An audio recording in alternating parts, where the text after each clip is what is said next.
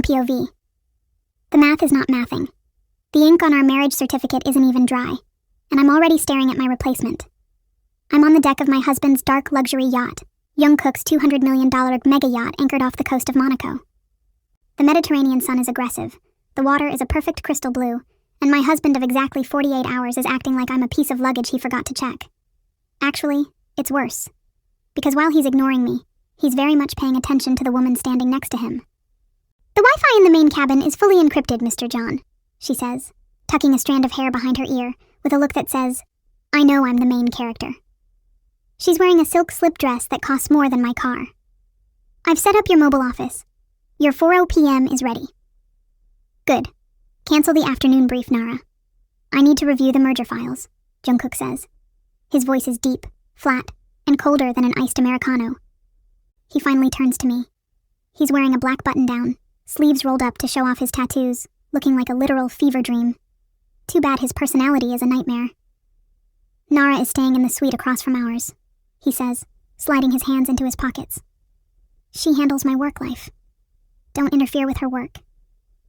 I feel the heat rise in my neck, but I keep my face a mask of pure indifference. "Excuse me? Did I hear that right?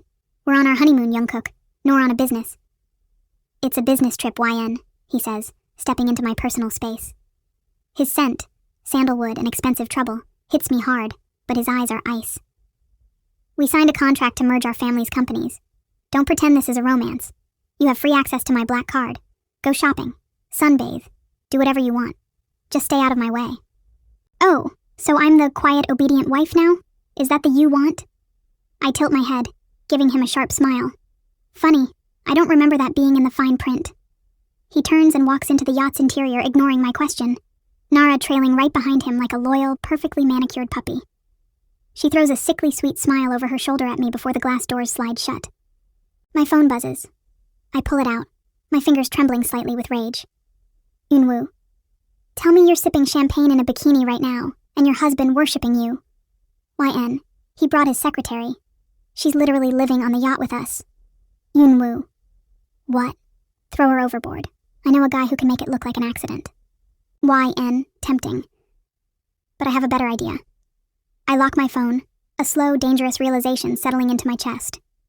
Jungkook wants me to throw a fit. He wants me to scream, cry, and run away. He's pushing me, testing my limits, hoping I'll be the one to breach the conduct clause in our ironclad prenup. If I walk out, he keeps all the company shares.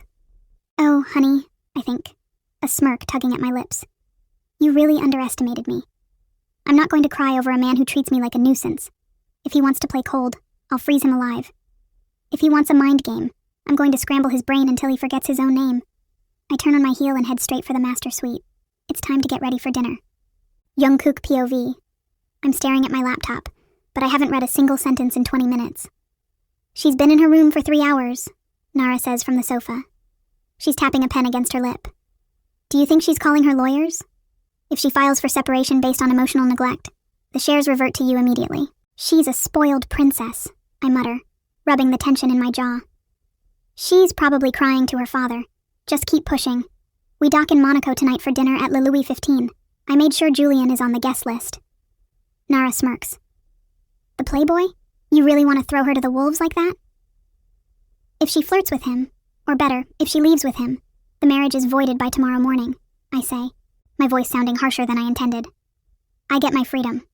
She gets a massive settlement. Everyone wins." But my chest feels tight. I keep picturing the way YN looked on the deck. Hurt, but trying so hard to hide it. Her eyes were like fire. Knock. Knock. The door to my office swings open. I'm ready to snap at whatever crew member is bothering me. The words die in my throat. YN steps into the room. She's wearing a floor-length electric sapphire blue silk dress. It's the color of the deep ocean, and it clings to her body. It's backless, side slit up to her thigh, and she looks dangerous. I stop breathing. My hand grips my pen so hard I think it might actually snap. She doesn't even look at me. She walks right past my desk and stops in front of Nara. "Nara, sweetie," YN says, her voice dripping with fake sympathy. "I noticed you're still in that little slip dress from this morning. You do know we're dining at a Michelin star restaurant tonight, right? The crew has some spare uniforms in the laundry if you need something more appropriate." Nara's face goes from pale to bright red in 3 seconds. I have dresses, Mrs. Jian. Good. Make sure it doesn't clash with my sapphire, YN says, finally turning to me.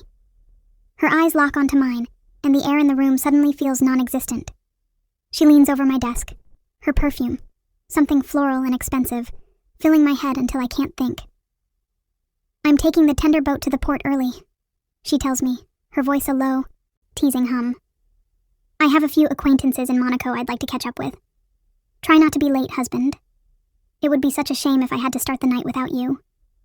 You aren't going anywhere alone, I managed to say, my voice sounding like I've been eating sand. Oh, is that a rule? She laughs, a light, airy sound that makes my skin itch. I thought you told me to do whatever I want. I'm just being a good, obedient wife. She winks at me, literally winks, and walks out.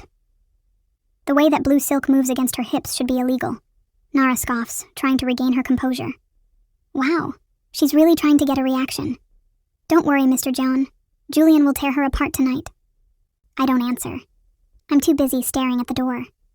I swallow hard, my heart hammering furiously against my ribs. For the first time since I drafted this master plan, a terrifying thought crosses my mind. What if I don't want Julian anywhere near my wife? And whose her acquaintances in Monaco are? And why the hell I want to go find them and tell them all to stay away from my wife? Question for the viewers, readers. The mind games have officially started. If you were YN, what would be your very first move at the dinner tonight to make Jungkook completely lose his mind? Drop your evil plans below.